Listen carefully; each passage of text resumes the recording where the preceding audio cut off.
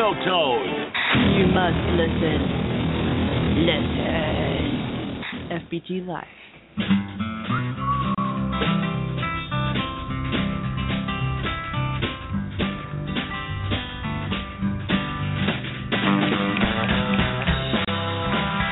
Well, good evening.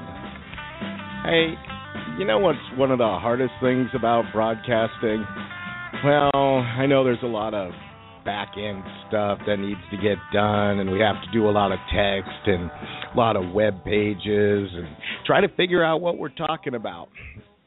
Try to keep it coherent. But I find more and more the harder part is waiting for, the show to start. I find myself waiting for hours going, when are we going to start this thing? Well, anyways, it started, and you're listening to the Republic of Texas radio show. And I'm Steve OBrien. I'll be joining. Yeah, we'll be bringing on Doc Kroupa here in another 15 minutes, and I got a lot to cover in that 15 minutes, so I'm going to go ahead and turn down this music. Its dial is over here. I really got to readjust the studio a little bit. That seems like a constant thing in progress, but, I really like broadcasting, and I really like new media, alternate media, if you will.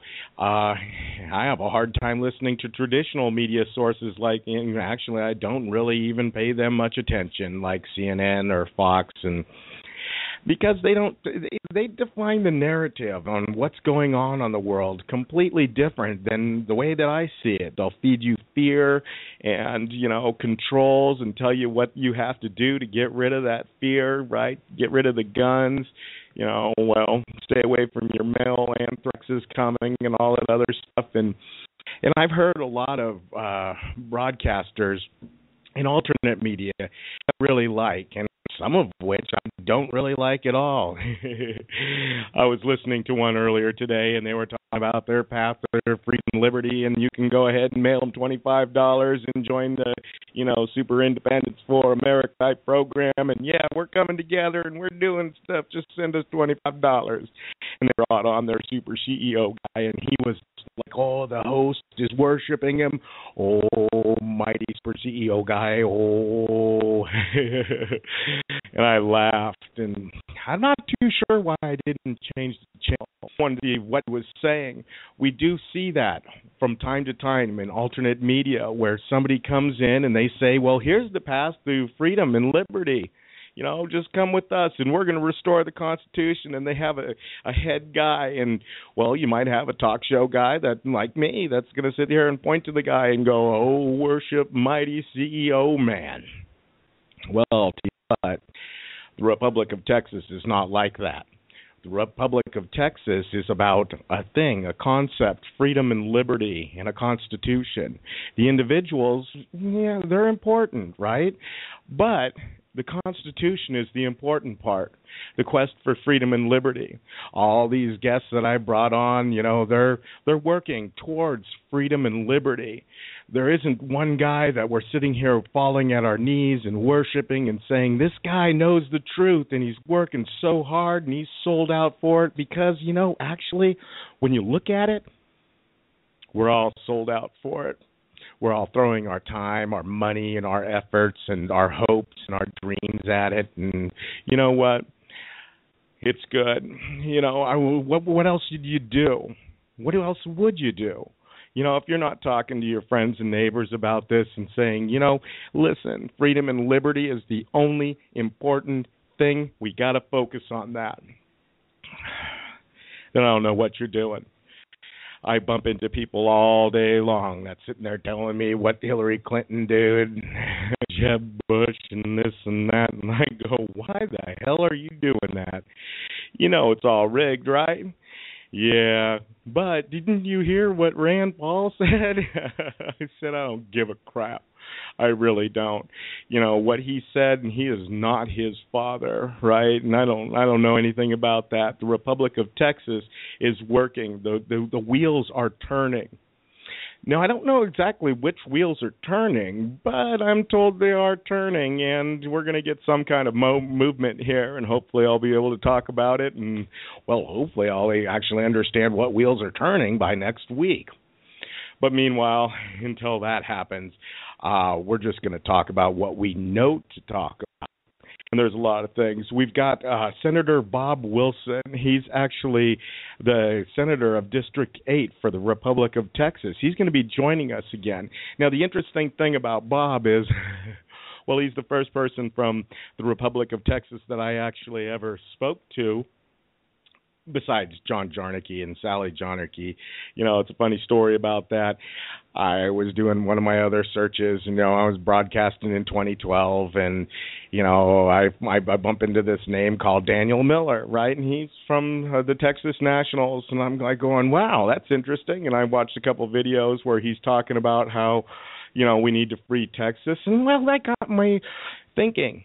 I said, wow, I don't know anything about that. I remember John and Sally talking about it. So I sit down there and I go to my email and I send out a little email and I say, hey, Daniel Miller, hey, can you email me back because I'd like to get you on my show and I want to talk to you. Tell me about Texas independence. Tell me how we're going to get there. Tell me where you're at.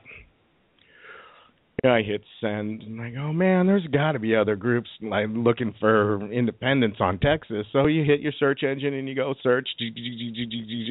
Oh, yeah, the Republic of Texas. At the time, it was texasrepublic.info.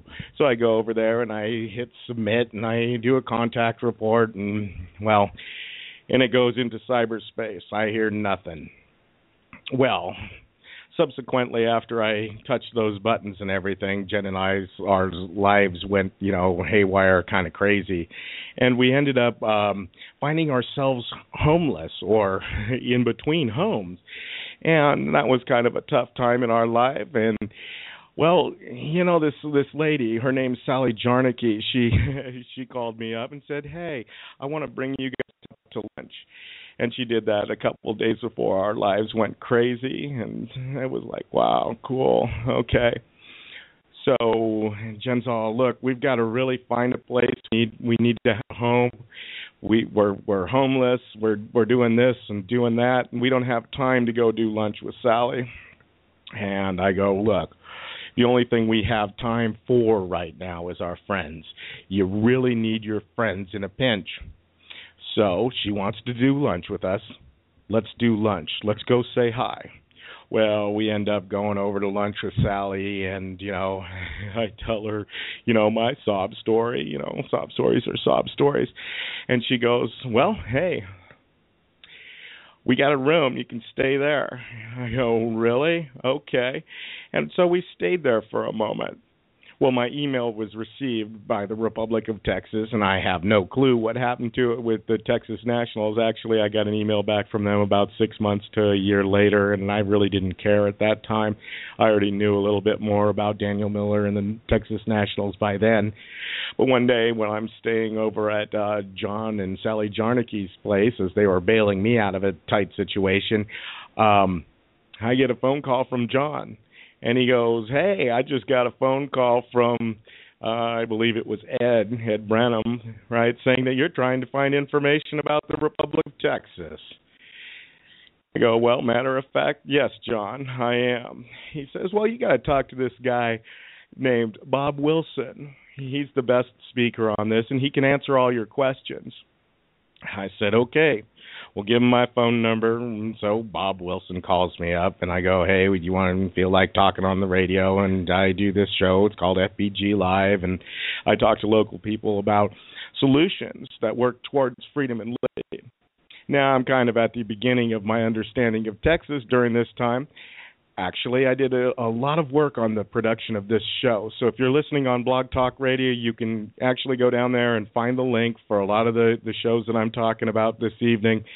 And my original recording with Bob Wilson in 2012 is available, on the Blog Talk Radio, on the Spreaker, the YouTube, the SoundCloud, the UCloud, the What Cloud, I don't know, everywhere you'll be getting it, right? So just go look for the link and click on it and listen to these people, listen to them in their entirety.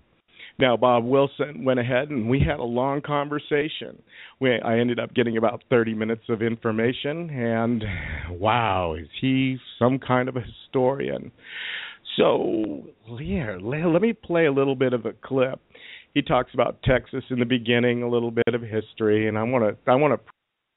We actually get to the second hour, and we bring Bob Wilson on and actually deal with this. And you're going to love this guy. I know I did. Still do. Here, let's click some buttons. Here comes Bob. The buttons turn on. Huh. That's crazy. Okay, Texas is a land.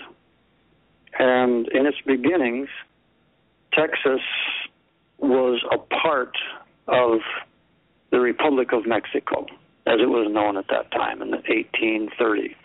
Okay. And they didn't call it Texas. They may have referred to Tejas, this or that territory. And the reason they had it was because when Mexico declared its independence from Spain, Spain, after a long time and a lot of money and bloodshed, decided to just let them be independent, spend more money and more lives. Okay, so at that point it was two different nations, Tejas and Mexico, or how were? No, it was Mexico, which included in its lands from Spain was the area north of the Rio Grande River, and it didn't have a name, but some people refer to it as Tejas. Okay. Tejas territory. So how did it end up? It ended up forming into this thing called Texas, right? And it was a nation before it was a state. Is that correct? That's right. Very quickly, Mexico had encouraged its citizens to move north of the Rio Grande and do homesteading, which meant farming, in this area that wasn't populated. When that didn't get enough people to defend each other against the savage Comanches, then they invited people from the U.S. or United States of America at that time to come down, and they'd give them some land and maybe a little grub stake and get them started. And so for quite a long, several decades, there were Americans and Mexicans homesteading in the same area, defending each other, probably going to dances together and whatever, you know. Right. But this was rough times, and they were surviving together. That's what's leading up to it. Now, a new president's elected in Mexico, and his last name is Santa Anna. He's got 3 or 4 other names before that. And it turns out he doesn't like these Americans. In fact, he's got a real problem with them. Okay, so they were first invited over, and then the new president was elected, and then just like, I don't want them. And he decided to get him out of there. Now, it turns out that President Santa Anna was known mainly as a military general for Mexico. And so within a short time of being elected president, he declared himself dictator of Mexico, which was a brand new republic, and declared its constitution abolished. So Mexico was a republic before it was... yes. Oh, interesting. So is it some kind of a democratically elected thing, or how did... Yeah, they had elections and so on. Wow, cool. But not after Santa Anna, because he made himself dictator. He headed up the army. Who's going to fight him? Okay. You know, so he had delusions of grandeur, and he had an army to back it up. Hey, doesn't that sound like where we live today? Delusions of grandeur and army to back you up. Yeah, I think we're kind of coming round and round and round. Anyways, that was an interesting conversation that I had with Bob Wilson, and, you know, it put fuel on the fire, and it was really the first time that I ever learned that we're free land and what in does an it look like occupied today territory. as opposed to when it was a republic of Texas? Okay. When it was a republic, it was governed according to the Constitution and laws, and politics existed, but it wasn't a big deal at that time. What it is today, first, today, Texas is still a republic led by U.S. forces. Now they have three-letter designations, you know. Right. But it is a nation, and yet today being occupied, we have to give in on certain things. Right. But the fact that it's a nation is proven by the fact that all of Texas lands are still recorded in a general land office, which is still in Austin, Texas. Bob goes on to tell us a lot more about that, and I'm running a little bit late on time. So if you want to hear more of that interview, you can go to Blog Talk Radio, go to the little show notes there, and click on a link. But I wanted to do one more thing before I bring my friend Doc Kroupa on.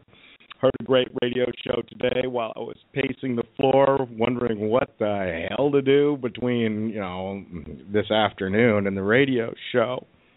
Clicked on one of my emails and I saw this. So I decided I needed to share it with you. Hold on. Oh, yeah. It's the Doc Green Show. And you're listening to... No, actually it's not Doc Green, but it is Raging Elephant Radio. And, well, we got a special guest. Here it is, Tom O'Halloran. Yeah. Come on. Give it up. Dance. And good morning to everybody. This is the Doc Green Show. Doc is out being a good citizen, doing his jury duty thing. I'm Tom O'Halloran, and I'll be sitting in for the hour. It's always a pleasure to sit in for my good friend Doc Green. Hope you stick around. We've got a great show lined up for you today. Some original content, some Texas news. Just doing my little piece here as part of the Texas Tyranny Response Team. Yeah. And again, this is open mic. Yeah, I hate open there mics myself. All right. Anyways, needed to play that for you. Look, there's a link there to this this radio show that Tom O'Halloran did on Raging Elephant Radio. If you don't know Raging Elephant Radio, look on Blog Talk, YouTube, Spreaker, any one of the distribution points. You'll find that in there. I recommend this for your listening. Goes through the story that Doc Kroupa and Susie Kamek went through. Man, Tom does some very good points in there. And Raging Elephant Radio, they talk about Texas. If you don't know them yet, get to know them. Anyways, I've went too long. I'm going to have to bring Doc on. Sorry about that, Doc. I'm clicking the button, things spinning. You should be on about now. Can you hear me, Doc? Yes, sir. How you doing this evening? Oh, running behind schedule as usual. How you doing? Oh, pretty good. It's good to be here. I see we've got listeners already logged in. Oh, man. So what's new in the Republic of Texas and what's new with you? Tell me about it. Well, just looking forward tonight. We got a really interesting speaker. Not only has he been a big part of our history, but he's got a unique history, and he knows his history really well. So after playing some of those segments you played, it should be a great segue into live Senator Wilson kind of picking up where you left off back then. Right, for sure. I'm always curious as to where somebody came from and what found. We had Tom Halloran, right? I played a little bit of his stuff, very little. Really wanted to do too much, but, my mouth can run a long time. So I was kind of screwed up. That's all right.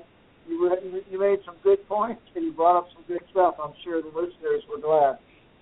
Well, we'll get back to Tom O'Halloran at some point, during the shows as we go along, because I'd really like to hear a little bit more about Tom and where he came from and where he's going. He's quite an interesting person. You know, he manages the website for .com. He runs a radio show. It's the PatriotRadioshow.com. You can actually find the link on this show notes because we did play his stuff, and he's worth a mention, right? You know, he's doing it, right? He's sold out for it. His money goes there. His time goes to this. The same as Bob Wilson. You know, all these people are really pretty incredible and so are you, Doc. I mean, how much time do you spend on this stuff? And you just started your own radio show trying to communicate to everybody around you. Tell us a little bit about that. Well, thanks to you and Tom O'Halloran, I got the courage up to try a 1-hour show on Wednesday evening at 7 o'clock, and it's Dr. Kroupa's Natural Health Hour, and it was an opportunity to reach a lot more people and maybe help people make good decisions. I found out radio on your own is not quite as easy as it was made to look by you gentlemen, but thanks to your support, and Doc Green threw his 2 cents in, said, hey, don't worry, it's not as easy as it looks, but keep going. You told me when the equipment crashes, that's all right, it's normal. And Tom's been a great help, too. So between the 3 of you, I'm going to keep plugging along, and our 3rd show will be this Wednesday night at 7 o'clock. And thanks to Tom, all you have to do is type in DocKroupa.com, and it takes you right to the show. No, really? That's awesome. Yeah, he's up for me, so. Ha! That's easy. You know, I also got a link on Blog Talk, You Talk, This Talk, You Talk, whatever, wherever this show goes, so we'll link to it, right? And we're going to try to make our linking a lot better in the future. I'm still looking for a producer. We'll get one of these days. Meanwhile, we'll have to do it ourselves. You know, it's kind of being a broadcaster, new media, whatever you call us. You got to wear multiple hats. You know, the webmaster part. You know, I've been seeing way too many emails talking about the Republic of Texas website. That's thetexasrepublic.com. A lot of people have misnomers about websites and, you know, how we should manage them, should I say, and how it's just easy, no matter of paying somebody a couple dollars to put a website out there, and then all you have to do is think of something in your head, and it happens. I'm going like, wow. Anyways, now you've got your own, you know, domain that points directly to your radio show on Red Nation Radio. It's Red Nation Radio, right? Yeah, that's it. Right. And so your own domain. Correct. No, I just said now it's correct, so thanks to Tom. Yeah, it's a lot easier. That's good. Well, I don't know. I just felt like talking about domains and websites and stuff like that, because every time somebody says the word webmaster, I kind of laugh and I go, really? That's a 90s term. You know, whoever's your developer that develops your website is, you know, a very sophisticated and talented individual working for major corporations managing websites. We had huge staffs of people managing websites. And I think the current thetexasrepublic.com is working just fine. I'm just as happy with it. Actually, I'm more happy with it than I was texasrepublic.info, just for the fact that, well, it's indexed better. It's presented better. It's better managed. Anyways, I didn't want to get down that rabbit trail, but I did want to touch on that a little bit because there's been way too much conversation about, well, stuff. So let's deviate. Let's talk about something else. Give me a subject of the Republic of Texas. What's happening with our behind-the-scenes 2-week thing? You know anything? You hear any whispers? They're working very hard towards getting international acknowledgement, and they're dealing with the UN and international courts, and a lot of people doing a lot of serious research and learning and trying to write up the proper documents to take us to that next step. Yeah, but of course, I don't know anything about that, and I'm kind of like poking for information. So are they calling somebody? Who's the current head of the UN or the World Court? Do they call Boutros Ghali, or is that an old guy? I don't know if you get to those people first or not. I think you have to start with the lower level of the UN and international courts, and you have to get things submitted and make sure you meet the requirements and you are who you say you are, and then you've got to work your way through the system. They say a lot of people try from different areas and not all get through. The Native Americans had some pretty good success, and they're getting lands back thanks to treaties that were violated. So it does work. Mm-hmm.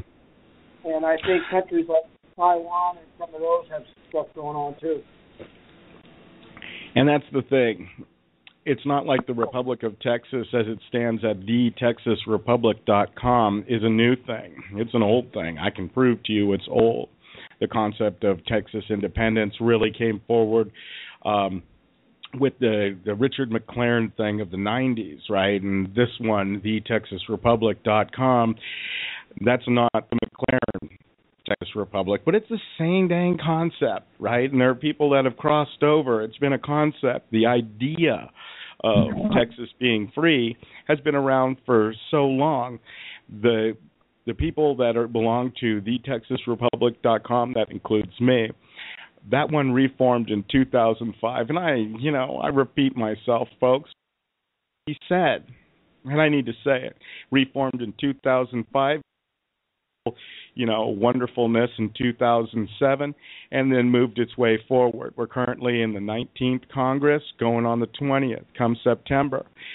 You should be getting ready to vote for, political offices this coming September, right? There is a vote coming up for Robinson County, and anybody that wishes to make that vote. Now, if you want to vote in the upcoming election, you will need to get the ballots in for Robinson County by June 23rd, 2015. Go to thetexasrepublic.com. You can get more information about what's going on. Sorry. Those are the basic numbers we have to hit. When's our next meeting coming up there, Doc? Second Saturday in July, and we're going to be at Tomball, Texas again. So you guys got your way again this time, huh? Yeah, I think Tomball's turned out to be a pretty good thing for us. So. Yeah, I'd say for all you guys in Houston, it's great. I don't care. Whatever I have to drive, it's only once a month.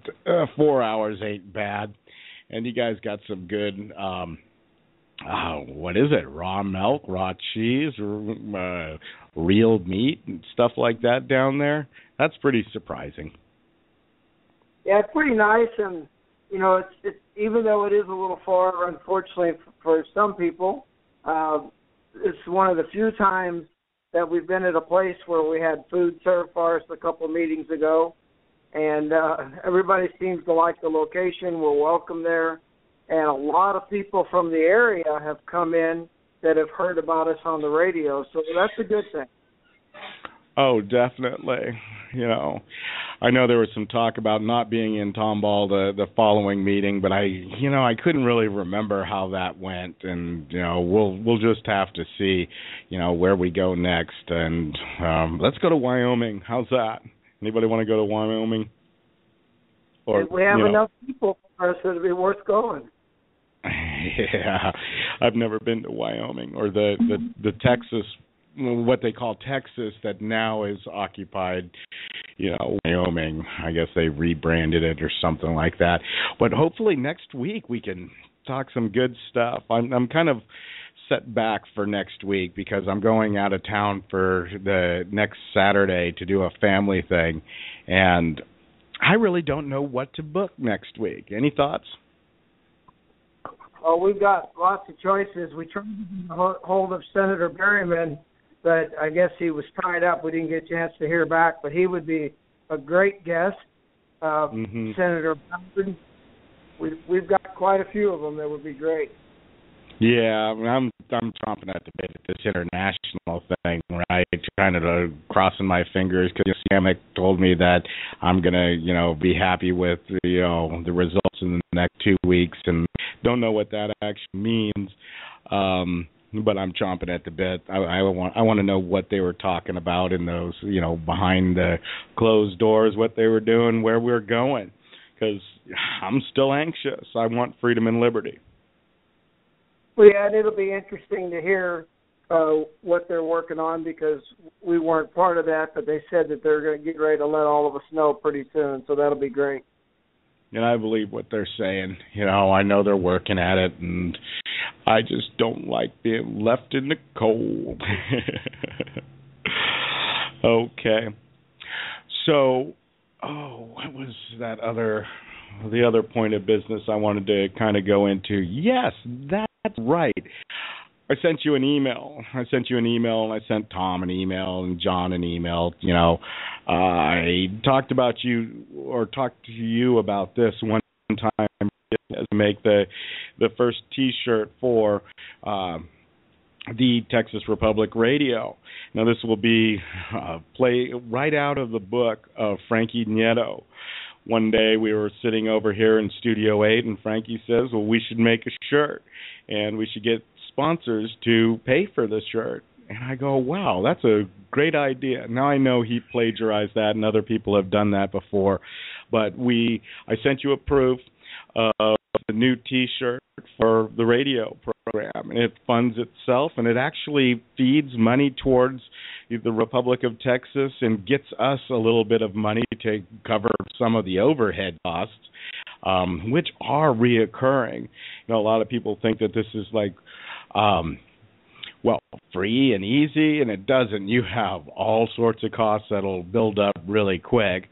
But in this case, you can get on the Texas Republic radio show if you want to put your name on it, you want to put your business on it, go ahead. You can contact me at FBGlive@gmail.com. That's Fred Baker George, LIVE @gmail.com. Or you can call me on the phone at 830-998-4381.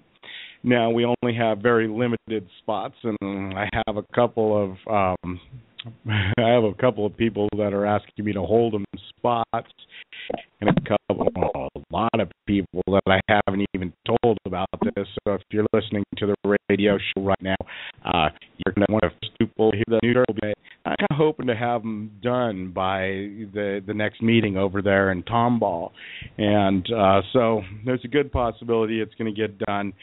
I don't like to put target dates to these kind of things because then I feel like I'm behind the cue ball.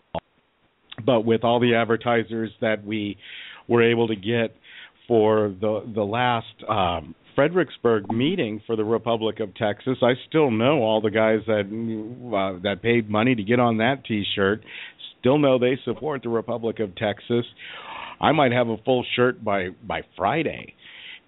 Tom O'Halloran. How many times are we going to say Tom O'Halloran in a radio show? Have you ever counted there, Doc?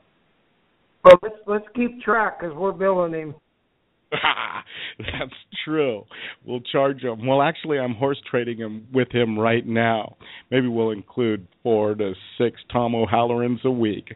I don't know. But it's interesting. He wants to horse trade some stuff, and I love to barter. So we'll work that out. But the T-shirt's on its way. It will promote Texas independence, and next week I'll be able to show you guys a proof. Unfortunately, the FBG Live domain is down currently, so I'm going to have to put it back up and do a little bit of stuff to show it to you, because I haven't been focused that direction. It takes an awful lot to do radio shows and build websites and whatnot. But it's fun. It's something to look forward to.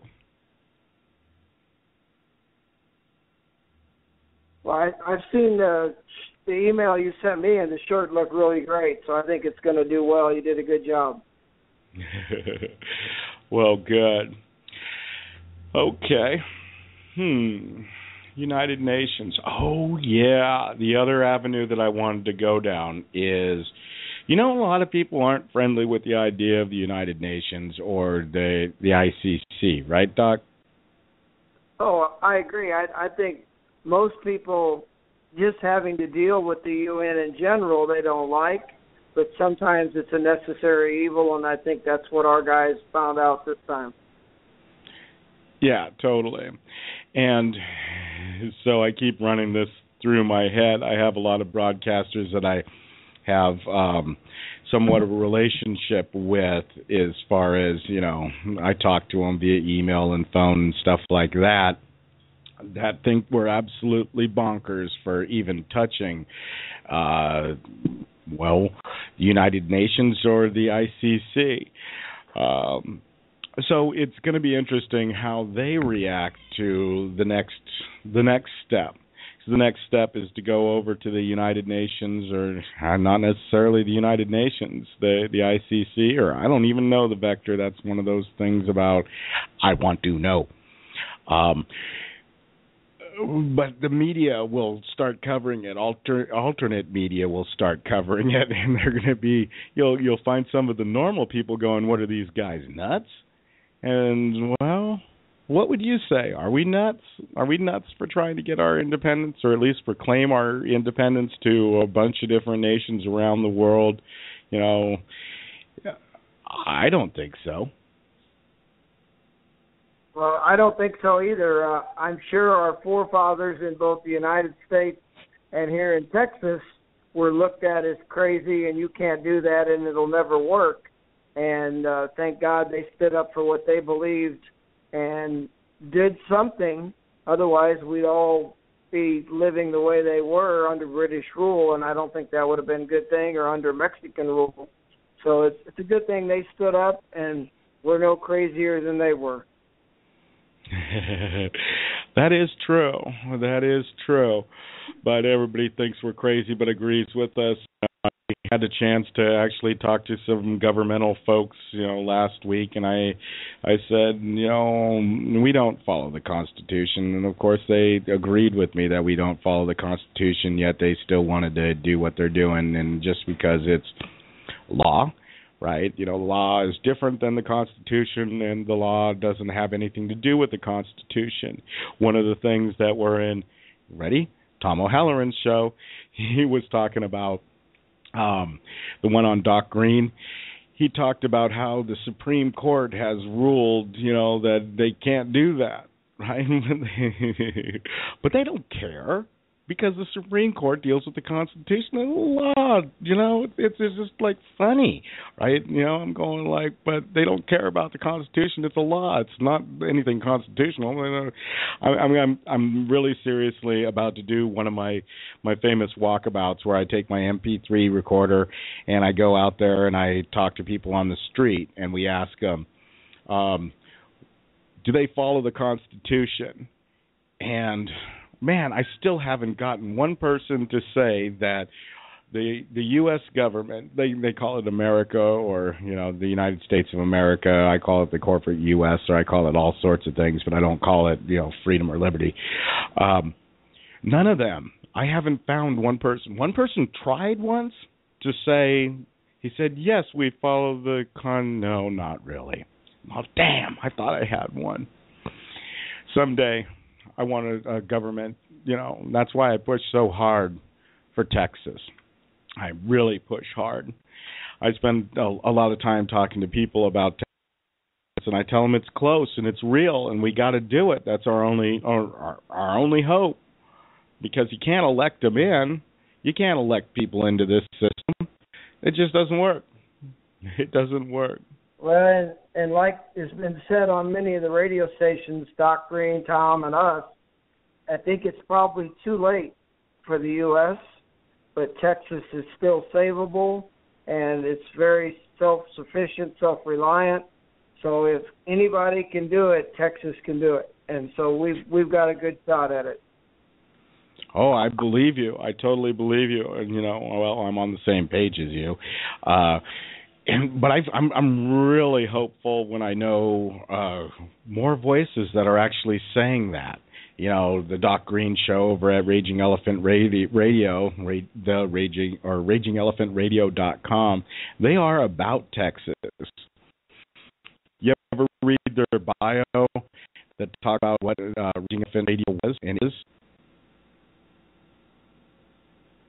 I'm sorry, Steve, you were breaking up. Oh, bummer. I was saying, did you ever read the bio out there about what Raging Elephant Radio is or was and is? Oh, yes, and they're big on what's going on in Texas legislature, and in fact, they want most all their stories originated in Texas, and they follow that very closely. So they're a great station for Texas independence, and as Doc Green has said many times, he doesn't care how Texas does it, he just wants them free. Yeah, I'm totally with that. I listen to all their hosts at least once. I've been over there and I poked around and I listened and I went through their chat room and I watched this and that, and I really don't have enough time in the day to listen to everybody I want to listen to, but maybe someday. And I'd love to get them onto satellite radio so we can actually get them more and reach all the people that are listening. But that's another whole discussion that we're going to have to wait time, because we have a lot of things to deal with. Technically, you and I deal with, I keep breaking up sometimes, and I got to find a solution to that. We got some audio problems on your side, and we got to deal with those. But we're still going ahead. We're still working. We're doing pretty good considering. So I think we're very fortunate. We've got a lot of listeners, a lot of people that are following, and it's a good thing. A lot of good guests. Yeah, I'm really overwhelmed at how many different people are talking about Texas being free.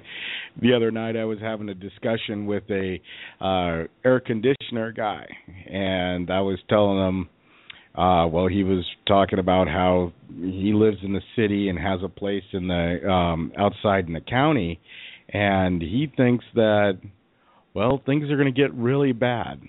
I said, really? Why so? He says, I just got this feeling, man. I just got this feeling. And I go, well, what's the feeling?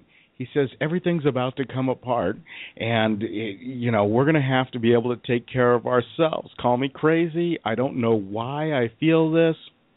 And I said, I know why you feel this. You know why you feel this? Because the economy doesn't work. Electing officials doesn't work. The laws are strangling us. In short, the government does not reflect we, the people. It was supposed to do that. That's why you're anxious. That's why you're doing that. I can tell you a solution. I told him, I said, Texas needs to be free. We need to free Texas so we can free the United States of America, or at least give them a chance to be free, because right now all they want to do is restrict themselves over and over again, and then whatever you want to call them, the corporate media, the puppet media, CNN, ABC, whatever, all they want to do is tell you there was a guy with a gun shot somebody, and it's really bad, and don't pay attention to the fact that he was strung out on pharmaceuticals.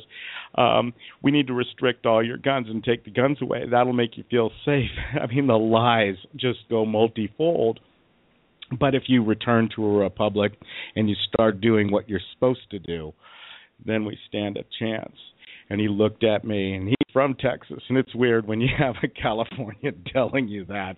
That's one of the highlights of that conversation for me. Well, I really agree with what you were talking about earlier about the fix is in. I think that, unfortunately, everybody votes, they think, and that Hillary's already their president, whether they like it or not. And I think that everything else is going through the motions. You brought that up earlier, and I agree 100%. I wish that wasn't the case, and unfortunately it affects Texas terribly. But I think that's right on the money. And I truly believe the only guy that really makes any sense and has anything going for him is Donald Trump, and they're all laughing at him, but he's probably the only one that could fix it. Oh, God. I haven't listened to those guys. I've heard that Trump name a little bit, but most people like Jimmy or Rand Paul. It's like, wow, really? So, well, what do you think of Rand Paul? Oh, I can use expellatives on them at that point, but whatever. Yeah, but there's a lot of good guys, but they already, a lot of them are waffling, and the only one that really made any sense that I bothered to listen to was Trump, and they're laughing at him, and usually that means that they're afraid of him. So, okay, I'll bite. What did he say that made any sense? You know, please tell me. Well, he wants to put so many restrictions on Mexico because he said they're making a living off of us and they treat us terrible. And he had a few ideas, and nobody liked that because he said, well, I'm going to have them build a wall. And they said, well, you can't get him to do that. And he said, watch. He said, I'll get it where they'll build the wall. He said, you just leave it to me. People want to hear that. People are fed up with illegal immigration. Sure. You know, well, they're positioning to have that weird little trans-Pacific partnership and have all of us be the same, and then that's some crazy stuff. Have you followed that at all? Yes, they did a few shows on it this last week, both on Tom's and on Raging Elephant. And the more I hear about it, the worse it sounds for all of us. I know. It sounds great for, corporations, but, bad for us when corporations actually set the laws and the regulations, and they can overrule laws, and they span multiple countries for the good of pharmaceuticals or whatever the hell they're going to do. Well, we're heading for a slave, is it a slave state? Is it a slave continent? I don't know. Some would argue we're slaves right now. Yeah, well, they're looking for that one world government, and that's not a happy thing for us either. And, I always had this thing with one world government. If all the people got together and said, we're all cool with everybody, right? And we all agree. But we don't all agree. We live in different cultures. The United States is a different culture from Mexico. The United States is a different culture than Canada. Texas is a different culture than both or all three of those guys.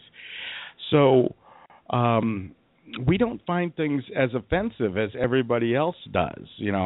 When you talk about life and death in Texas, we drive down the road, and I don't know about Houston, but we have deer dead on the side of the road. You're a lot closer to life and death. Weapons aren't something that, they call them firearms. You don't call them weapons. I don't know. They could call them weapons too, but they're not scary to anybody around here. Maybe the police, but maybe not too. Well, yeah, and as you mentioned, the cultures are so different.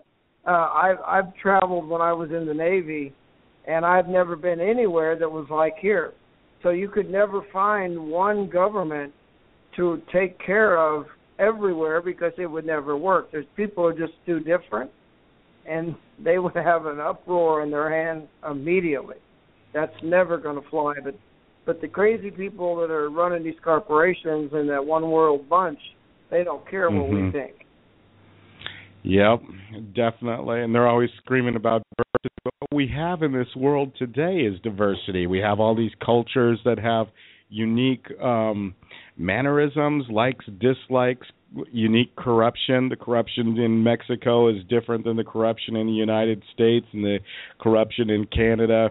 Each one of the peoples that live in the different corrupt governments, they'll tell you about them. They'll tell you about the corruption level, but they're unique. They're very diverse. We have a diverse planet. They come under some kind of a one world government under, the jackbooted thug method. Here's the new rule book. And they won't show you the rule book. It'll just be out there somewhere, and then it really wouldn't apply. And, I don't know. It gives me a dang headache, that kind of stuff. Well, that just makes Texas independence for the Republic that much more important, because we get swallowed up into something like that. It would be devastating. If we're independent, we'll do just fine. Yeah, we definitely would. That as long as we keep the Constitution and keep it pure, keep it simple. They did some revisions on that, right as we opened up and reopened the Republic of Texas. We changed a bunch of things. There's been a bunch of talk about changing some other things.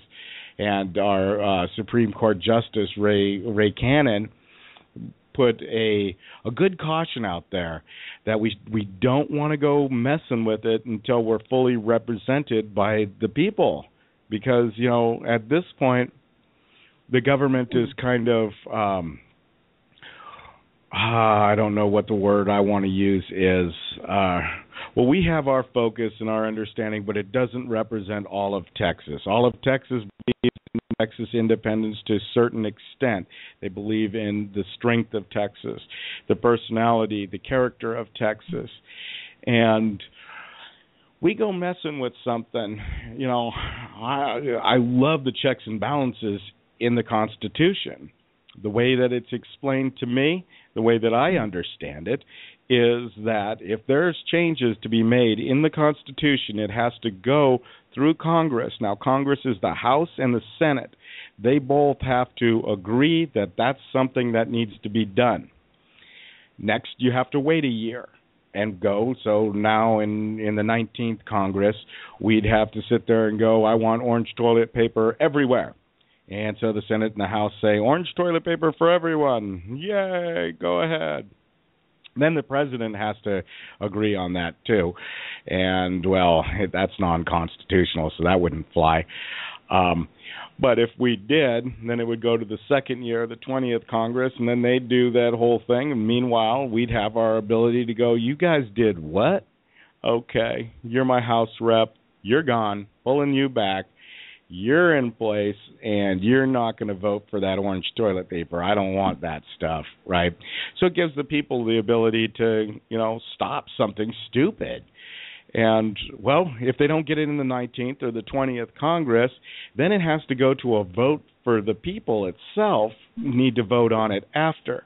So the only thing you get if you have the Congress, right, that would be the House and the Senate for 2 terms, have to agree that that's going to pass, that orange toilet paper thing. The president has to agree that it was constitutional. Then it has to go for a vote by the people. And maybe when Bob Wilson comes on, we could talk a little bit more about how this happens, because I know that actually happened when Texas joined the United States. It seemed a little bit funny that they could have 2 votes for entering the Union without going through due process. Well, unfortunately, not everything they did back then was kind of up to snuff. And thanks to Senator Wilson's history buff background, I'm sure he'll be able to enlighten us a whole bunch on how that happened and what was done right and what was done wrong and why we're where we're at now. Oh, yeah. He was the first person to ever tell me about Anson Jones. You know who he is? Or is it Ansel Jones? I think it was... It might have been Ansel. I remember it from reading the book that our Speaker of the House, Bruce Bullock, has, and I've seen it on the Texas Rising shows, which refreshed my memory. Did you watch that whole series? Parts of it. I haven't got to see all of it, but I did record it. Then you were talking about our Constitution, and I think they jumped the gun a little bit, is you don't need a new Constitution. Our forefathers were smart enough and proud enough of what they did that they made a system for amending it. They didn't have a system to start all over unless you're becoming, like when they joined the United States, or if you were going to become a whole different country. And since we're operating from the old Constitution, there is no provision for a constitutional committee and start all over, but there's plenty of provisions to amend it and make it a good constitution where it needs to be changed. Yeah, I'm with you. I don't read the whole dang thing. I've talked to people about their, reservations on the current Texas Constitution, and I get it. There's some things that need to be changed, okay, but why can't we just amend them? And that's a good discussion, but I think that's a discussion for a little bit. It's not a discussion for now. It's not a discussion for today. It's a discussion for, maybe next week. Let's see what happens in this, 2-week period and all the fireworks of next week. I don't know. Is it going to be nothing? Do they plan for nothing besides fire? I don't know. Yeah, I don't know. I'm sure it'll be interesting the closer we get to all this, but I think there's a good enough foundation that amending it with the good people we've got in the Congress is going to work just fine. Mhm.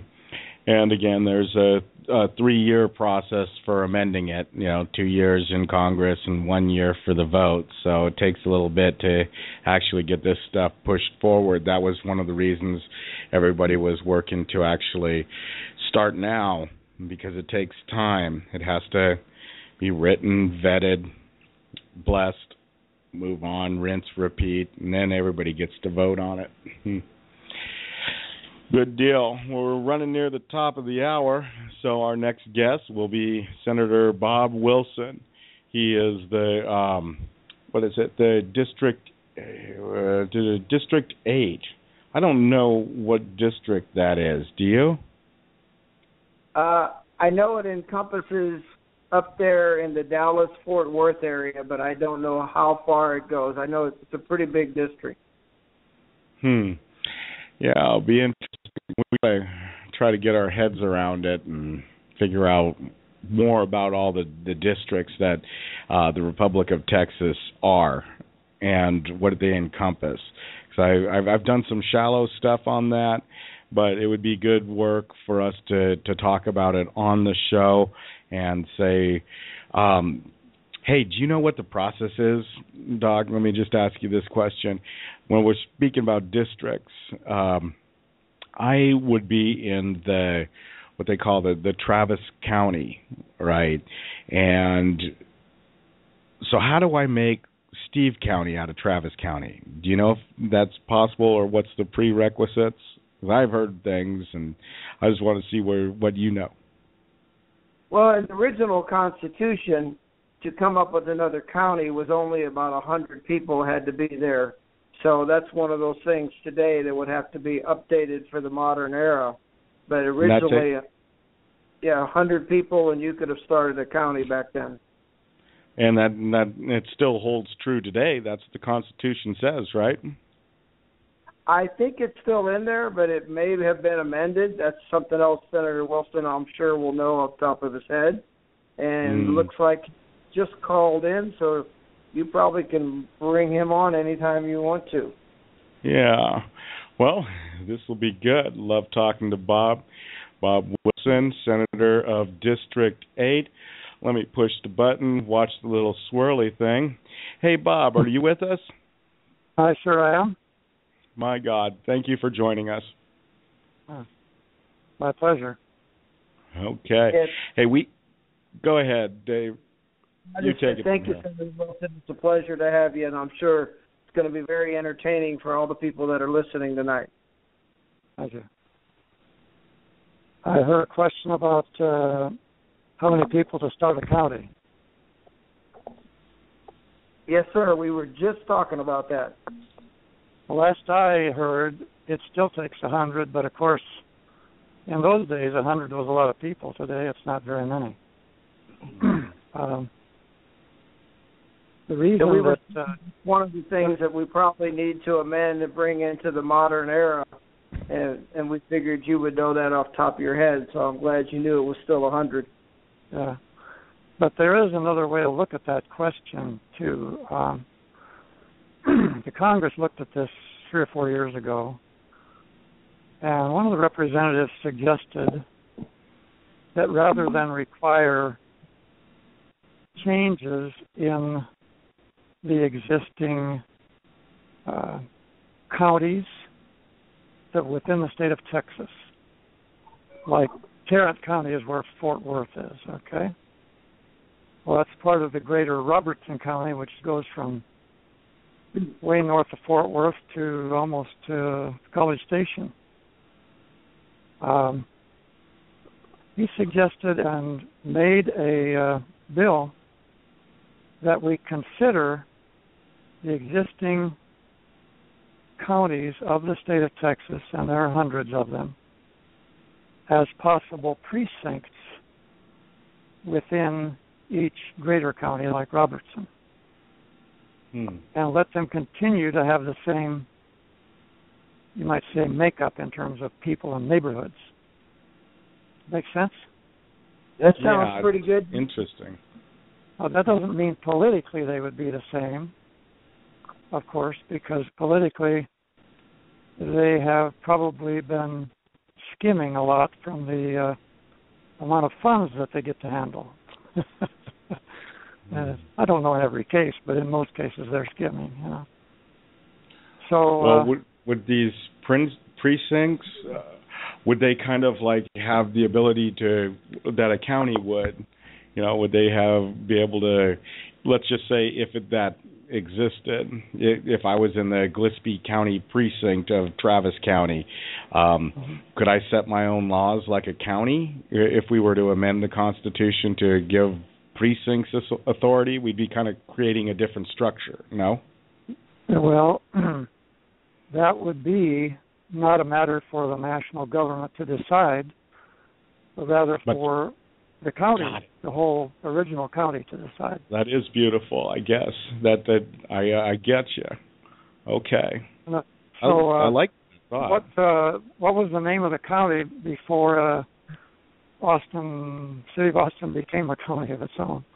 I'm trying to remember what the name of that was. Or was it Austin County? Travis County. No, I can't tell you. Anyway, so I'm familiar with Robertson County. So Robertson County could have a major say, in whether Tarrant County should operate most of its affairs on its own. Now, the reason for us passing that act was that our theory of governing is the closer to your house the government is, the better it's going to work. Mm-hmm. And then conversely, the further from your house the seat of government is, the worse it gets. Right. So Washington, D.C. is really far from us, right? Yeah. For sure. So, the people who are serious about Tarrant County functioning in many ways that it already has been functioning could get together and present a proposal. It'd be considered by the commissioners of Robertson County, and chances are they would approve it. And they might want to, not knowing these people very well yet, they might want to have a trial period of a year or whatever, where the county could kind of monitor what the precinct was doing. So a whole lot of things wouldn't have to be rearranged that way. It just keeps life simpler. Now think then about what the businesses or the residences in Tarrant County have to do. Well, sometimes they have to go down to an office, which is a building, and they know where that building is, and they know the people there. And the people that really work for a living, helping the people of Tarrant County, which would then be Tarrant Precinct, they would be talking to the same homeowners as before. So it keeps it all friendly. There's really no point in playing the old game of fruit basket upset, you know, like starting all over. So that seemed like a rational thing to do. It's also kinder to the people that are already there. But we're open to suggestions.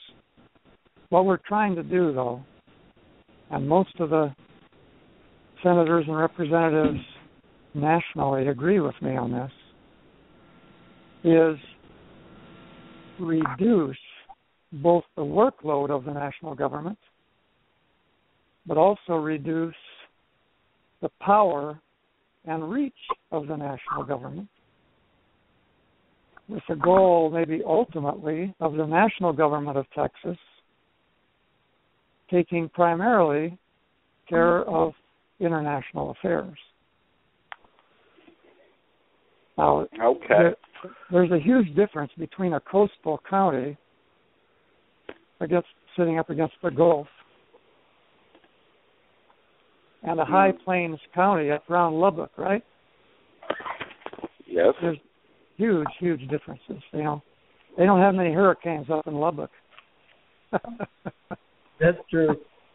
Senator Wilson, now Steve and I have the pleasure of knowing, but many people don't know. They know you're a history buff because we talked about that, but they don't know the history of Senator Wilson.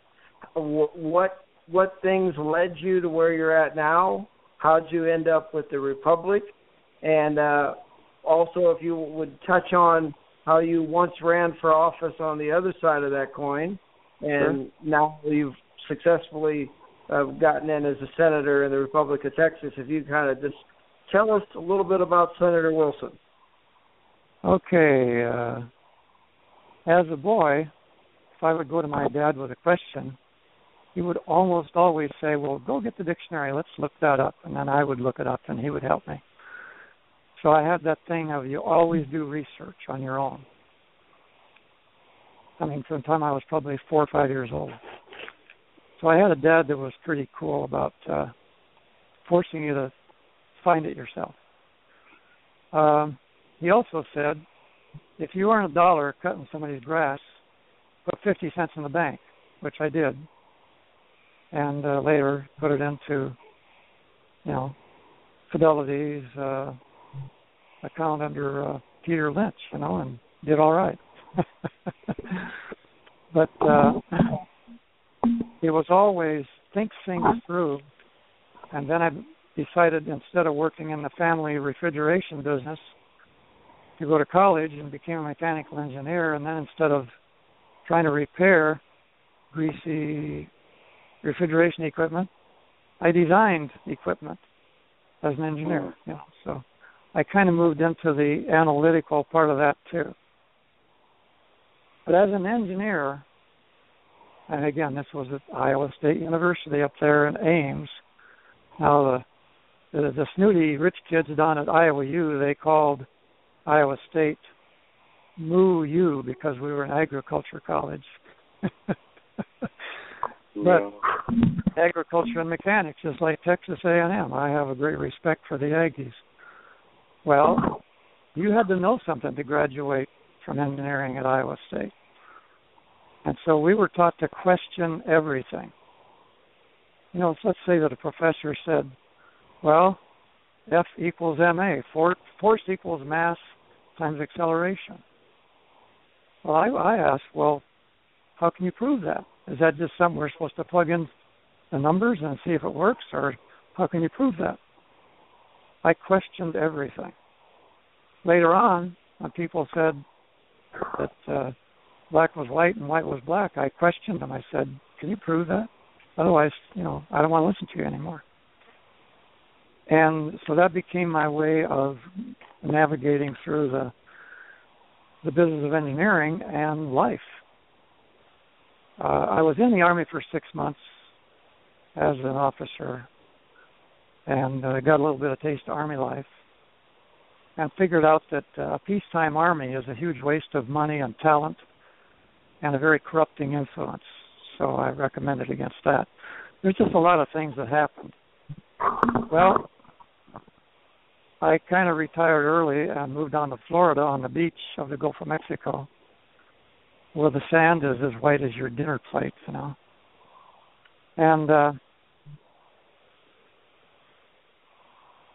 down there, some of the people that I started running around with were libertarians. Well, that'll tell you a whole lot about how I learned to think from that. And they convinced 5 of us to run for offices. So we had one running for House of Representatives of the United States. Richard did. Another one ran for county commissioner. I ran for state legislature. Ran during years 93 and 94. And the election in 94 was the Republican Revolution, when anybody that wasn't liberal pulled the big Republican lever for straight ticket. And so I didn't win, thank goodness, because I didn't really want to be part of that mess anyway. But being on the same platform with all of these Democrats and Republicans taught me something about the dark underbelly of politics. It's pretty bad under there. So that convinced me that there wasn't much way of retrieving that system. We watched one good man named Joe Scarborough, who did get elected to the U.S. Senate or Congress, House of Representatives, and he himself got kind of corrupted over 2 terms. So that was another lesson. So what's the next thing? You asked, about the running for office. During that time, I learned to answer a lot of questions, you know. I had to study all kinds of issues because they can ask you questions on everything from education to agriculture, and you have to know. You have to know. Well, what actually led you to find Texas and the Republic of Texas? What steered you that path? I see you were kind of, the whole government thing was spoiled for you running for office. Yeah, I didn't want to run for office again. I was in Texas because I was sent here by a major employer to design and build a huge factory complex up in Denton, Texas. And, of course, they moved me here and bought my house in Illinois and everything so that they could put me here. So here I was, you know, and it's been my home ever since. Incidentally, that plant finally closed and they moved it to Mexico. Gives you a little clue about what's happening to jobs, doesn't it? Right, for sure. The jobs went to Mexico. At any rate, I was just going along doing my thing here in Texas, and my thing was I learned to be an architect as part of being a facilities engineer. So I was doing residential architecture, and I was really good at it because I have a knack for it, and I have a spatial sense that most people don't have. So a friend of mine, Alan, called and said, "Hey, there's a guy teaching over here at the buffet, Ryan's buffet there, north end of Fort Worth." And so I went over there to visit, and it was a guy named Jerry teaching. And his question every week when he started out was, "Do you know who you really are? Do you know who you are really?" And all of us thought we did. All of us found out we didn't know who we really were. But in the process of discovering who you really are, your whole worldview has to change.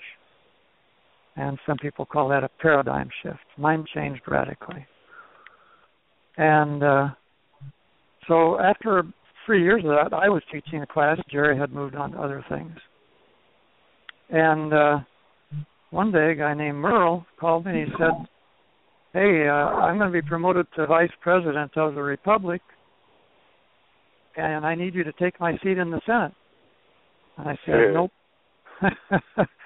I said, been there and done that, you know. He said, "No, this is the Republic of Texas." And I said, "Yeah, but it's all the same." So he convinced me to visit them. Well, I asked him why Jerry was no longer president. He said, well, federal marshals, U.S. marshals, arrested Jerry about 7 in the morning on his way to his office, and none of us have ever heard or seen him again. He just disappeared. Oh, wow. He went into a black hole. They did writs of habeas corpus, but none of it worked, and he was gone. Well, part of the reason he was on a black diesel bus with black windows driving around the country from one federal penitentiary to another, never was charged, was in federal custody for 3 years without being charged. So now you know why we have a case against the U.S.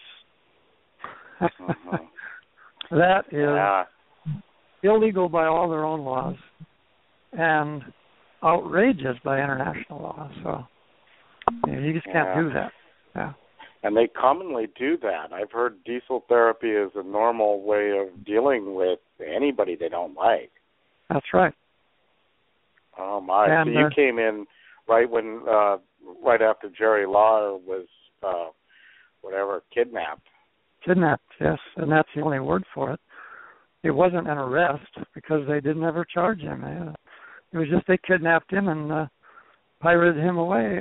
It's like Shanghai, you know. Some Chinaman would get drunk and the next morning he's on a ship headed for San Francisco.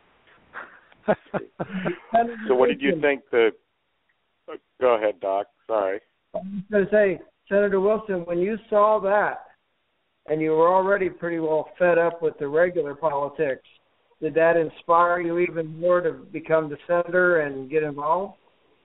Well, I visited the Senate, and when I met the guys there, very substantial men and women, and it impressed me. Now, the problem with it was they were having a great deal of trouble writing up an act for Congress to debate and vote on. It's called a bill at that point. I looked at what they had written and thought, this is atrocious. I mean, I never took English past high school. In fact, I didn't even take English in high school. I hated English. I don't know why. I'm just me. But if I hate something, I try to get out of it. So I took journalism instead of high school. When I got to college, I took journalism instead of English.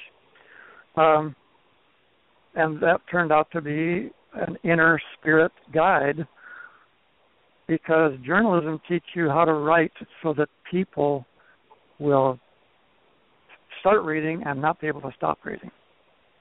The first sentence grabs their attention, the next paragraph holds their attention, and then if you've done your job, they'll go as far as they need to. Now, if they need more, they'll go to the next page. If they don't, they'll go a couple paragraphs and say, wow, that's very important information. You know?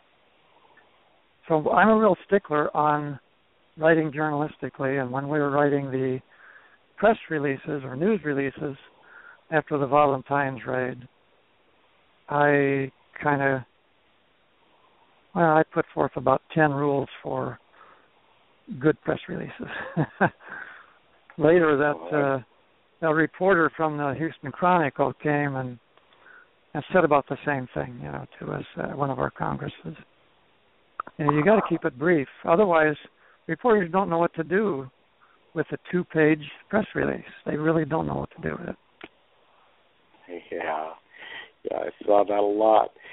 So you decided that the Senate was something that you could, you know, you'd be interested in doing, and the Republic of Texas might be an avenue that would work, or during the be viable.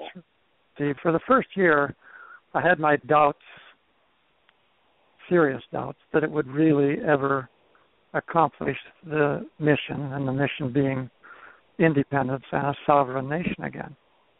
Mm-hmm. Because I kept saying to them, how can we, the people, in this joint session of Congress and other officers here, possibly convince the people of Texas that we can govern Texas? How? In your wildest dreams, tell me how you think that's going to happen. Not that they're not competent of governing, but are we able to convince even 10 million people in Texas that we are capable of governing Texas? Well, the answer then was no, we can't. Well, the 7+ years since then, everything has changed. Brighter, younger, more skilled and educated people have come to us because they see that we're serious. And now, yes, we can govern Texas, and yes, we can also convince, probably some millions of people in Texas that we're capable of running it better than what they've got now. Because one of the answers, if a reporter says, why do you think you can govern Texas, is, well, tell me how good the people that are doing it now are. Right, totally. Yeah, turn the question back on the reporter, on the question interviewer, Mm-hmm. Brag on somebody in higher office. Brag on them. Tell me what they did. All right. Tell me how the U.S. is changing, how it's getting better, and we're receiving more freedom and liberty each year. Exactly. Yeah. God, I don't need fairy tales, and that's all they can tell us. Yeah. Wow. As measured by an outside, unbiased watchdog organization. What is your freedom index? Now that this bunch of yahoos has had it for 4 years, Yeah, but they make the index so they could, they just change the index. It's all a fiction. It doesn't matter. Logic isn't real with the current government or anything like that. Hey, I wonder if you could tell me a little bit about, it's Anson Jones, or is it Ansel? What was his name? The last president before it was Anson. Yeah, Anson Jones. I heard. Okay, tell me about the vote of Texas and how it actually allegedly voted to join the United States. Was that an actual lawful process or constitutional process? Because I've heard before it wasn't. You're correct. The Constitution, written in 1836, in no way allowed a president to even come in close to calling for a referendum. He would have been impeached immediately in the 1830s, okay? And on into the 1840s. So he was violating the Constitution, but I doubt that he'd ever read it. Anson Jones was two things. He was a medical doctor. I've read his history. I've read most of his journals that were written while in office. They were required, the president, to keep a journal. And then I read his memoirs, too. And he was about to give up on the Republic of Texas. It feels to me like everybody in office in the Republic of Texas is looking for a way to make their own life richer. Well, none of them were rich. They were dirt poor, but he meant better, Just if I could just make my own family's life a little better. And so there was a lot of that self-serving stuff. That was in 1837 and 8. By 1840, he had changed his tune. Now, during those years, he started out in the defensive skirmishes, which we call a war for independence. It was not a war, it was a retreat. It was a long, frustrating series of retreats as Santa Anna advanced. Houston would pull his armies back further and further, so that's not much of a war. And it was all defensive.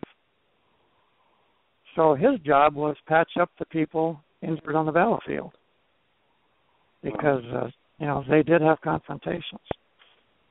But Houston always was retreating before the full force got there. And that was a bad thing. It was everybody in Texas was trying to run away from Santa Ana. It was called the Great Scrape. I don't know what scrape meant in those days, but they were scraping to get out of town and go to Louisiana. And they were fleeing because he had fearsome armies. And he had a cavalry that was the best. They had lances about 10 feet long, and they could cut down 3 or 4 people just on one swing of the lance. It was like a long sword. And so it was a tough deal. At any rate, he was a medic, and he saved lives. Well, he had occasionally put down his bag and pick up his rifle and shoot, and he was wounded in one of those skirmishes. So he served valiantly. But he was an underling to Sam Houston, and Sam Houston wanted annexation real early. Now, remember that Sam Houston served in the same U.S. Army that Andrew Jackson did. And Andrew Jackson became President of the United States. Houston became President of Texas. You see where this is going? Yep. Because they were both U.S. Army officers. So Houston directed Anson Jones to go to Washington City, which is what they called it before it was called District of Columbia, and sort of do some schmoozing and see if he could get them interested in annexing Texas. This was early in the game. So that was his thing. Well, Anson, as an emissary and later as Secretary of State, had to do what his boss told him. By the time that he got to be elected president, he was pretty well conditioned to the idea of annexation. Well, okay. Under the president before him, the Texas Senate wrote up, and we have a copy of the original, full size, color and everything. They wrote up a treaty of annexation. It was just called a treaty. And a treaty was to join the United States, the States United. Join the other states, and there were like 23 of them at the time. Okay? Mm-hmm. And that treaty was sent to the U.S. Senate because Senates handle these international matters. And the representatives handle more of the national and internal matters as a general rule. Well, the U.S. Senate debated it fiercely, and by I mean fiercely, there was screaming and shouting and calling names for a long time, and finally it was voted down almost 3-1. It was a lot closer to 3-1 against it than it would have been to 2-1 against it, like 2.9-1. And so it was a no deal, and so Texas promptly withdrew it and started negotiations with France and England. Now, Houston managed to convince people to go visit Houston and to visit France and England on behalf of the Republic. And both of them were interested in trade because if you knew anything in the 1830s, it was that you can grow stuff in Texas a lot better than most places. It was 10 times easier to grow good cotton in Texas than it was in Alabama, okay?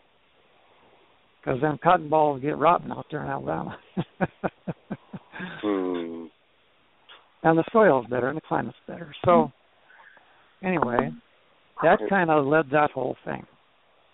And so when the Andrew Jackson influence took hold, manifest destiny, the destiny of the U.S. is to rule from sea to shining sea. Okay. Yeah. I get where they're going. Yeah. Well, then a joint resolution was made by House and Senate of the U.S. and brought by a couple of U.S. congressmen. And they met personally with Anson Jones. And he said, well, I'll take it up. And so instead of calling an emergency session of Congress, which would have been the 10th Congress, so this was basically a 10-year existence already, he sent horseback riders telling them they didn't need to bother because there was going to be a referendum vote. Well, for him to call a referendum vote without assembling Congress is totally unconstitutional. Mm-hmm. The problem is that the Supreme Court of Texas was not in session either. Remember, the only way to go anywhere was walk or with the help of a horse. Either you're on it or you're behind it, So you couldn't just call them together and the next day they were there. And so this whole thing proceeded. And, of course, the U.S. knew all this. And it was a timing thing, kind of like the Federal Reserve Act. What month was that? What was month? That like in December? Yeah, when he told. Okay, so he sent writers to the 10th Congress to say don't come to work. That was in July, like mid-year. Okay. Yeah, and actually the U.S. flag was not raised over Austin, Texas, until January of 1846. So Texas was a nation from 36 to 46. Now, lots of stuff was done during 45, but 46 is when they changed flags. Did the 10th Congress ever take? Did they ever open? No, the 10th Congress was never convened. In fact, the U.S., as part of the treaty, said that a new state constitution had to be written, and so there was a convention for delegates for a constitutional convention for the new state of Texas before it was a state. And the thing we're researching in depth right now is where the heck were those delegates from? Well, most of them hadn't lived in Texas for a year. Oh, really? No, really. Oh, my God.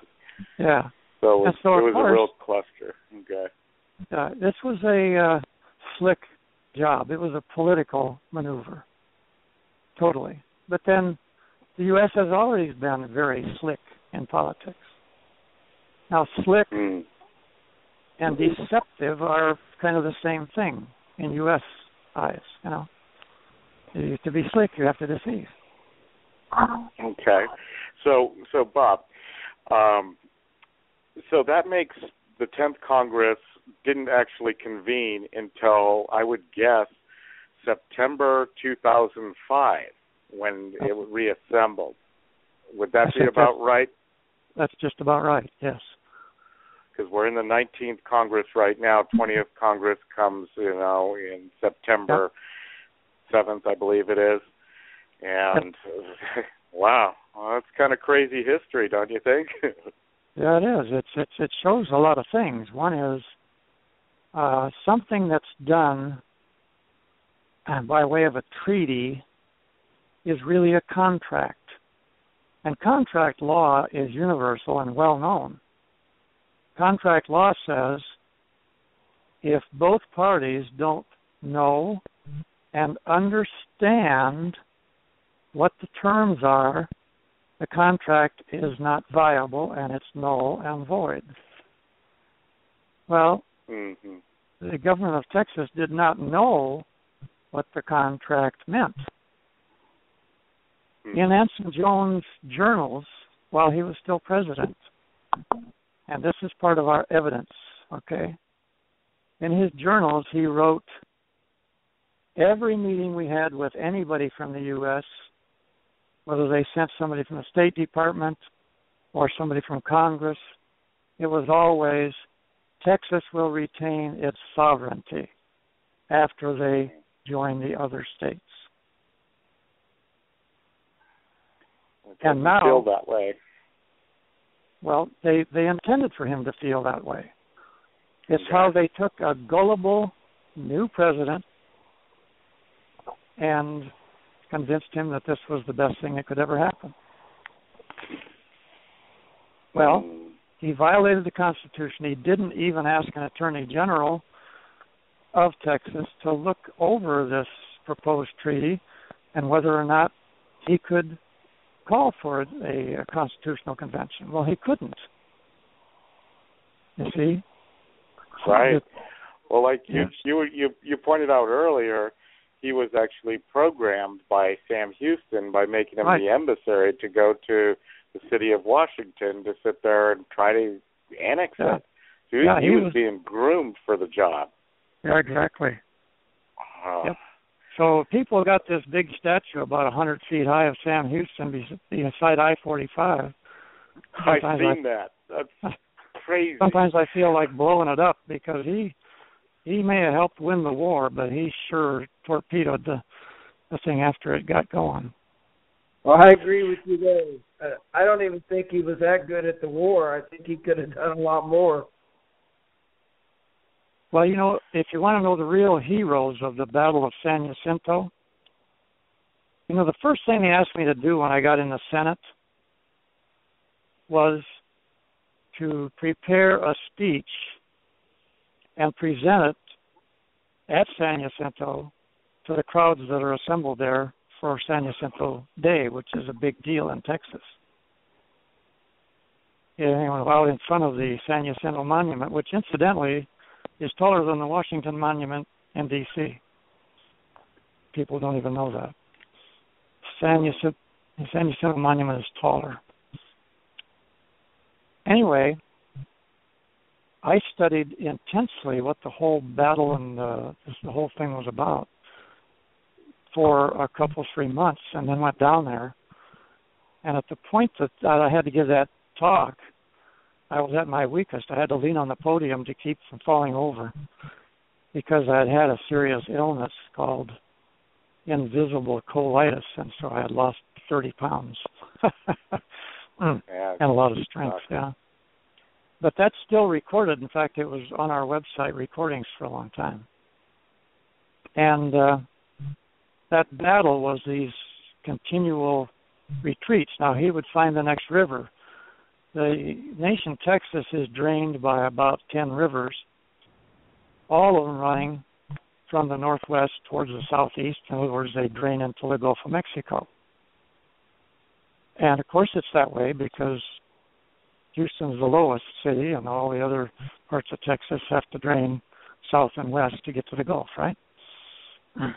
Well, he would just go to the next river, get on the other side of it while he still had time, and then set up barricades so that they couldn't start shooting at him, you know.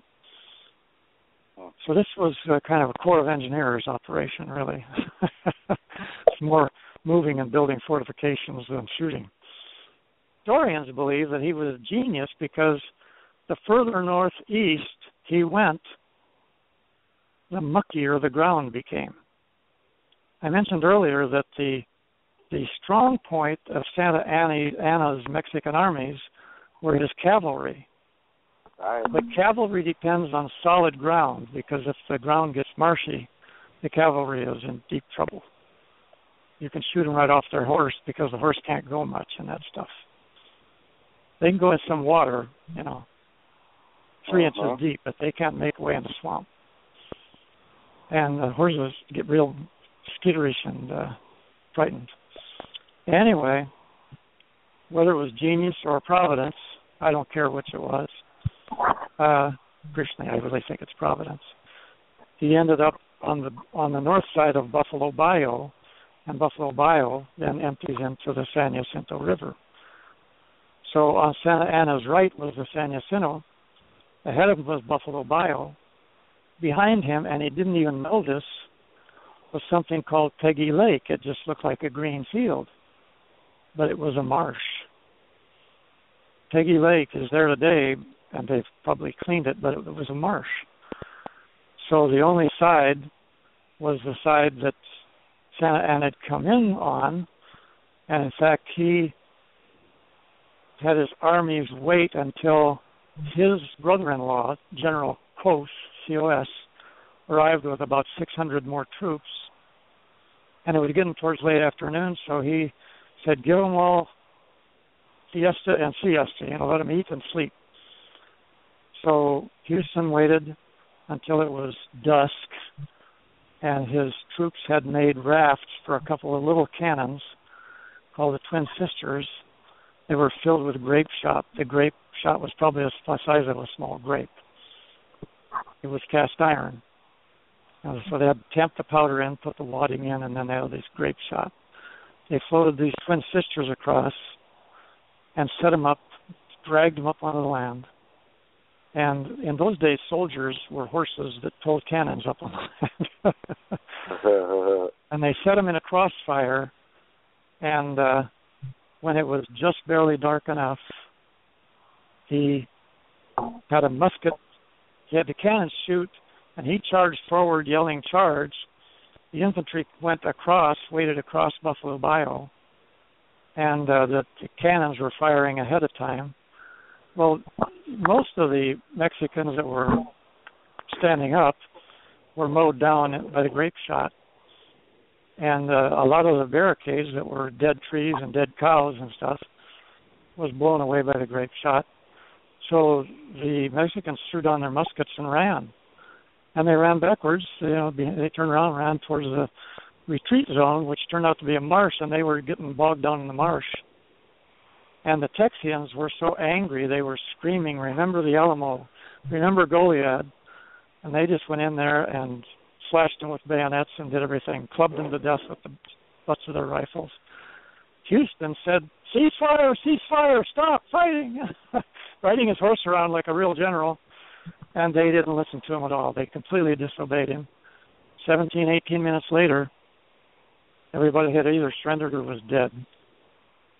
It was an 18-minute war, which shows after you murder the people of the Alamo and you murder people at Goliad, when you finally get into a place you don't know, you're going to lose.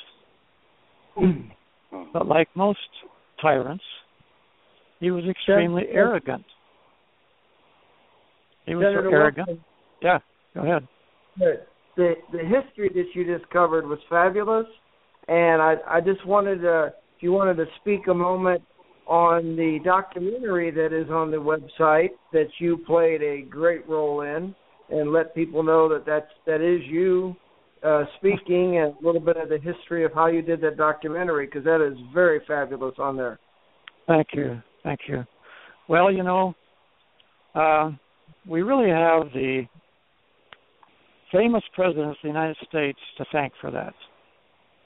If Obama had not been elected, Russia Today would not have contacted us through our website and asked us if they could film a documentary. Now, the guy that contacted us was Alexei Brezhnikov, born and raised in Moscow. But his father was an inventor. I've talked about arrogance, okay? His father invented something that was really wonderful. And instead of rewarding him, the Bolsheviks, who wanted to take the credit for it, stole the invention, claimed that it was a Bolshevik invention, and sent him to Siberia, where he withered away, Wow. So arrogance is a dangerous thing. And those stories keep me extremely humble. I got some gifts, I got some skills, but it was Providence that set it up where Russia Today wanted to do a documentary, and it turned out to be Alexei. Guess what Alexei thinks of communism? Not happy about it. Not happy. And so he had done many documentaries all over the world, a lot of them in Africa, so the people of Russia could actually see how other cultures function. And he did the best documentary. I think that whole thing was inspired by God. And I just kind of followed his lead. He asked me to make a list of places we could go and people we could talk with, and we collaborated on that. And 7 days of filming every day. We had to drive, so it was a full day every day for 7 days in a row. Yeah, and there was, so if you figure at least 4 hours of video times 7, you got 28 hours. He boiled that down into 26 minutes of YouTube video. Right. I've seen that video quite a few times. That's really good. And people can actually go see that video, and that's at thetexasrepublic.com. It's on the right-hand side. Go ahead and play it. It's the RT clip. I'm sure that there's going to be more videos made in the future. Oh, yes. Hey, Bob, here, what's the most important thing right now for everybody to know about anything, the United States, Texas? If you could name one thing that's important, what's important? Most important for people in Texas to know right now? Yeah, people in Texas, people in the United States, but let's keep it at Texas. What's important? think the most important thing, let's start with Texas. Most important thing for Texans and Texians to know is that there is hope, because I think people are losing hope. And the reason that there's hope is that we have finally, the guys that started this have been at it for over 20 years now. Talk about dedicating a major chunk of your life. The guys that were there, like Ray and Ed and Don and Coolidge, man, they've been at this a long time. Yeah. And we finally have found a way to get justice to happen. Not going to tell you all the ways, but those who are coming to our meetings know what they are. But have hope that not only can we have freedom again, we can have sovereignty. And if you have sovereignty, it means no organization or nation anywhere in the world can tell you how to govern yourselves. And the way we can get it is through the fundamental right of self-determination. That's all I'll say. It's a fundamental right. Any people group has a right of self-determination. So have hope. The right to self. Okay. Hope is the most important thing. Hope is the most important thing, because when people lose hope, they lose energy. They lose a vision. Well, your vision can be one of a free Texas where there are no property taxes, no income taxes, where if you want to start a business, you don't have to get a permit to start a business. If a kid wants to have a lemonade stand, they don't get stopped by a cop driving by. A place where you can do whatever you want as long as you're not harming someone else or their property. I mean that literally. You can do anything you want unless you're harming someone else physically or harming their property. Think about that, folks. Think about it deeply. So, Senator Wilson, when did you decide that it was really, truly possible and that it was going to happen? What point turned you? Well, you probably remember hearing that over 2.5 years ago, someone that was there at the beginning said, I'd like to have a meeting with people who really want to make a difference and are willing to commit one day a month and study between every monthly meeting, deep, intense study, to the cause of independence. So about almost 20 of us showed up at the first one. It was called, at first it was called the International Committee. Later I got them to just refer to it as the think tank. Because the think tank, because everybody has think tanks, Apple Computers started in a think tank. Just a place where you go and you get paid to think. Pretty nifty, huh? Henry Ford said thinking is really difficult. That's why most people don't bother. Yeah, so we've talked about that. Currently, we call that the International Committee, but that was started under Richard Perkin when Richard Perkin was serving his second term as president. He took over after Jerry Lahr was kidnapped, and I believe Billy Ford was the person that was in charge of the things, and Ray Cannon was actually doing a lot of the stuff. Ray was the only one. Ray was the only one studying the international solution. Billy was just Secretary of State. The Secretary of State didn't have very much to do. We didn't even have good ID cards yet, but Ray said, if you really want to make a difference, I think I found a way, but we got some years of studying to do before we're ready to do it. So the first time we met, we elected Billy as chairman of the International Committee. Okay. Because got it. we're just trying to figure out all the stories. You know, Doc and I have been talking to a lot of people the last few weeks, and we're definitely humbled by all the passion and dedication through the years. And we find out new little nuggets every week, it seems. Yeah. Well, it helps to have somebody that was there long enough to know the history.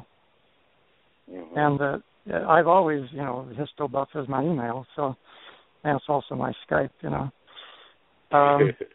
I'm a history buff. I didn't think I was, but I turned out to be. I was always too busy to be. So here's a question for you. You said hope is the most important thing. Now, one of the things that I always tell people when they talk about the corporate elections in the United States, what they're going through right now, they go, who do you want to be president? And I go, well, Hillary, right? Because that'll, destroy the United States and get people pissed off, and that'll take away their hope, which I believe will allow them to move on. And I believe that the best thing that'll happen to the United States is Texas leaving the United States, because that would force them to look at themselves and maybe let us lead by example. Is that thinking of mine logical, illogical? You have an analytical mind. What are your thoughts if you were to vet that? It's very logical. It's a bucket of cold water when you're sound asleep, splashed on your face. It's a wake-up call. They'll say, why did Texas leave? Because they wouldn't put up with it anymore. Well, how did Texas leave? Well, they found a way. Can we use that way? Sure, they'll help you. Well, I sure hope that they don't. Well, I don't know, man. I just want Texas free. I want to explore this thing called freedom and liberty. I want to try to do what you were talking about a few years ago. President Jarnicki likes to quote you in saying that nobody alive today, he says something like that, nobody alive today has ever lived under a true republic. That's true. So we have to reinvent the wheel. I know, but what's weird, Bob? I mean, so there's this thing called there's all sorts of the Republic of China. No, there's all sorts of republics in name, but they don't really act like republics. Do you want to know why there's so many republics? Yeah. Because in the 1800s, starting at the beginning of the 1800s, the word republic was the go-to word if you're going to start another nation. So when the communists took over China, they called it the People's Republic of China. Well, the communists always say it's the people's, but some peoples have a whole lot more power than other peoples. Okay. But they call it a republic, and so even the Soviet Socialist Republics, the Union of Soviet Socialist Republics, was trying to make it sound like they were a republic. But, John Wayne made a lot of money making movies. And with his own money, he made a movie, for production costs and all. He paid them all. It was called The Alamo. And in that movie is this poignant scene where he's musing over the word republic, and he says, that's a mighty big word, It brings a lump to your throat. And he starts going through the things about a republic. So everybody needs to watch that. John Wayne's Alamo. Okay. The Alamo. The name of it. It's just The Alamo. Yeah. John Wayne. Yeah, that was the best Alamo movie. Yeah. So there's a lot of good stuff out there, man. Yeah. As far as... Go ahead. No, it's you, man. Before we run out of time, what kind of support have you found? You kind of got to be a liaison with all the reporters, people from around the world. What kind of support have you found for what we're trying to do? Immense support. I was interviewed just in a period of about 5 months by China TV, German radio, Russia Today TV, French TV. Italy didn't get there. I was on The Daily Show, the one with Jon Stewart. And then more newspapers than I can possibly remember. And then a large number of freelance writers who said this is a big story. Now, the biggest story wasn't when he got elected, it's when he got reelected. But the story wasn't his reelection. The story was that over 200,000 people in Texas went to the whitehouse.gov website and said, let us go. We don't want to be part of you anymore. Well, that didn't affect Obama very much, but it affected the news media all over the world. What's going on that 200,000 people have the nerve to tell the White House, let go, we want to leave. And that's when things really busted loose. Wow. We're running out of time, Bob. Is there something that we need to cover? Something you want to tell the folks before we hear the music? Yeah, I think we ought to put a link on our website to something that's called A Simple Philosophy of Liberty. And that way they can just click on that, and it will take them to this little, it's called a flash movie, whatever that is, but it's animated. And, elementary school kids can understand it perfectly. Grown-ups might even be able to understand it. We're none too smart. Yeah. Well, because we're not used to the animated stuff. But it goes very logically, and the logic is so powerful. The first premise is, who owns your life? Well, you own your own life. Then it just goes on from there. What issues from everything issues from the fact that each of us owns our own life. Nobody else does. And that's a fantastic tool. So we'll put that up on the website. In fact, I guess the parting note is go to thetexasrepublic.com and look at some of the stuff that's there. It's pretty amazing. And we're putting more on every day. Yeah, well said. Sounds good. Well, thank you, Senator Wilson, for joining us. Oh, thanks for inviting me. It was fun. Well, thank you very much. You made us look good because we told everybody it would be entertaining and educational, and I don't think anybody quit listening. So thank you very much for coming on. Well, I appreciate it, David, very much. Thanks. Okay. Any closing thoughts? We got about a minute left. Are you there, Dave? Yeah, I'm here. I was waiting to see if Senator Wilson wanted to say anything. He did a great job. The history is fabulous. That documentary, I didn't realize who all was involved in that documentary, so that was kind of great. And people can go to the website, the Texas Republic.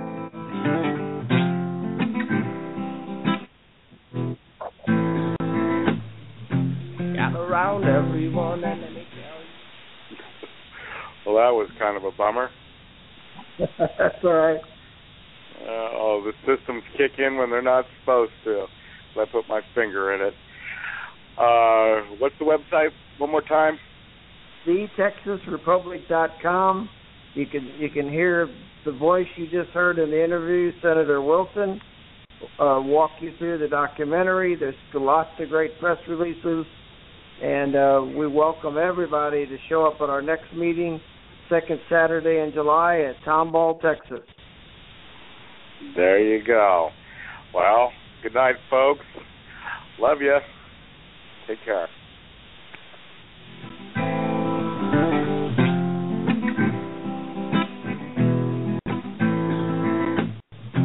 Gather around everyone and let me tell you a tale of a time when our people just didn't kill each other.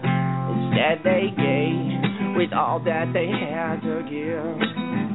Made sure that their brothers and sisters were clothed and fed. Praise the Mother Earth in the farther sky. Paid attention to each little blessing in this life. Had a more intimate connection with the spirit world. Learned how to feel equally about every boy and girl.